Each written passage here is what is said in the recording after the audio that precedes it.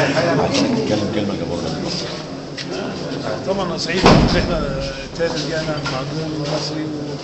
والفتره الجميله اللي احنا قضيناها سوا كنا كجهاز او قبل كده كلاعبين، فتربطنا علاقه جميله جدا مع الجمهور بورسعيد،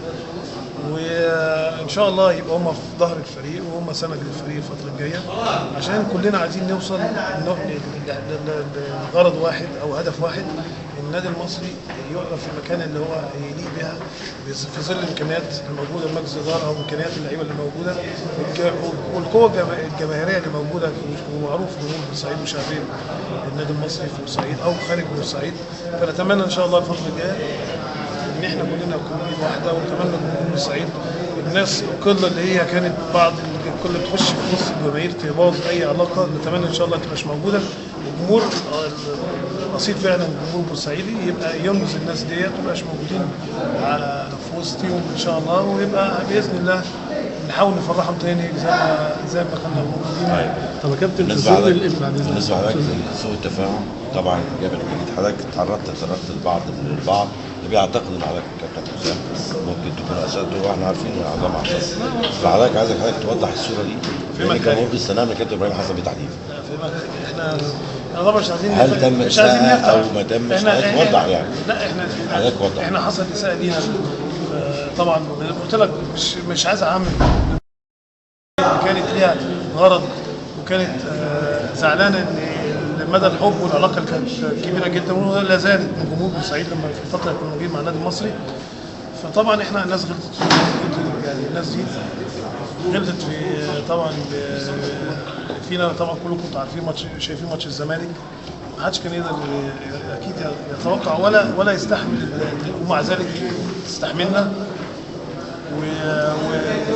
لان احنا استعملنا، لان في هنا زي ما بقول علاقه وعيش وملح موجوده في بورسعيد مع الجمهور ومع الناس اللي موجوده المحترمه، فعشان كده ما حبيناش الدنيا تتعامل، يعني الناس الوحشه معروفه والناس الكويسه معروفه، انما انا مش عايز اتطرق الموضوع ده كتير، لان انا شايف ان ما فيش اي حاجه، ما حدش هيقدر اصلا يخش بيننا وبين جمهور بورسعيد، لان احنا علاقتنا انا وحسام بجماهير مصر عامه كلها، مش صفه خاصه بالجمهور المصري، علاقه الحمد لله جميله جدا. انا شايف ان المواضيع دي ما انا مش محتاج ان احنا نتكلم فيها، احنا ارتبطنا ولازم برضه الناس افكرها، انا توقفت 5 سنين عشان خاطر النادي المصري، احنا ناس كتير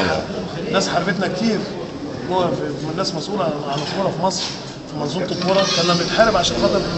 بعض الانديه، عشان خاطر كنا بندافع على الجمهور على بورسعيد وعلى جمهور بورسعيد وعلى اللعيبه، فاحنا تعرضنا يعني بس نشوف يعني احنا تعبنا قد ايه عشان خاطر حبا في النادي المصري وحبا في النادي المصري. فاي حد بقى يخش يزايد ما اعتقدش ان يعني مش هيلاقي مكان، يعني لان انت كل حاجه واضحه، مش انا اللي اقول، انت فاهم، انا بقول لك انا توقفت 5 سنين عشان النادي المصري. طيب السؤال الاخير حضرتك كابتن ابراهيم كابتن حسام عاشوا حياتهم في تحديات، تحدي جديد وان شاء الله يبقى نجاح جديد، حضرتك هتكونوا بمباراه بعد بكره، انت شايف الوقت ولا برضه نفس الفكره هنرجع زي ما نجحتوا مع المصري وزي ما نجحتوا مع الزمالك؟ ايه اللي هيتم في الوقت السريع؟ اللي احنا بنعمله بنسعى وبنشتغل ونجتهد، احنا حياتنا كده، نشتغل وتجتهد، ونمره واحد بنسيبها على الله، التوفيق بتاع ربنا، التوفيق طول ما انت بتجتهد اكيد التوفيق، اكيد في نجاح باذن الله، والتوفيق في الاول وفي الاخر اكيد ده يعني بنسبب ربنا باذن الله، انما بنسعى ونعمل علينا، وطموحنا احنا عندنا طموحنا، انت عارف انا وحسام مالوش حدود، مع اي فرقه بنشتغل فيها بنحب ان احنا نخلي الفرقه دي تبقى في احسن حاجه، توصل للهدف اللي هي عايزاه ان شاء الله بالتكاتف الجميع. وانا شايف الاستقرار الموجود من مجلس الاداره والامكانيات الموجوده من اللعيبه ان شاء الله نوصل للحاجه دي، وطبعا الظروف صعبه اللي انت بتمسك فيها، ان انت عندك بعد بكره ماتش مع فريق انبي، وفريق انبي دلوقتي حالته كويسه جدا وبقاله 3 ماتشات بيكسب وعنده جهاز فني محترم، وبعد كده ماتش تاني تقريبا الاسماعيلي، وبعد كده الاهلي، وبعدين مخصصه، فهو حظنا حلو كده يعني خير، انا بشوف ان ده الكلام ده خير، لان احنا مع كل تقريبا اشتغلنا كده، مع نادي الزمالك حتى ابتدينا اول ما مسكنا الزمالك بنشتغل ماتشات كلها صعبه بعضيها، مع النادي المصري اشتغلنا برضه لو تفتكر اخر موسم فيه وسيبنا النادي كان هنا في المركز الرابع لو تفتكر الدور الاولاني، كنا بادئين الاتحاد السكندري بره 5-1. وبعدين النادي الاهلي هنا 2-0 وبعد كده نادي الزمالك في القاهره وبعد كده كان برضه بروجيت على ايه على انبي وحاجات كده طبعا. فاحنا اتعودنا يعني بص انا اتعودنا ان احنا الحمد لله ما بنقلقش من حاجه. اللعيبه اللي معاك طول ما هم لعيبه كويسه ولعيبه على المستوى بيدوك الثقه ان انت تشتغل. وانا وحسام ما كناش هنيجي نشتغل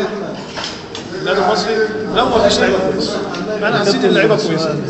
في ظل الامكانيات البشريه والماديه المتوفره حاليا في النادي المصري. قيادة حسام حسن قادر على تحقيق طموحات الجماهير اللي هي تبحث عنها. احنا هنسعى كده والتوفيق بتاع ربنا. واحنا جايين عشان انا مش جايين عشان يبقى عندنا طموح محدود، احنا طموحنا كبير. فباذن الله هنسعى ان احنا نعمل اقصى حاجه بالنسبه لنا وان شاء الله نتمنى النجاح ونتمنى ان احنا نوصل للهدف للفريق النادي المصري يبقى في المركز المناسب ليه، بيبقى موجود في الناس مع الفرق الكبيره باذن الله.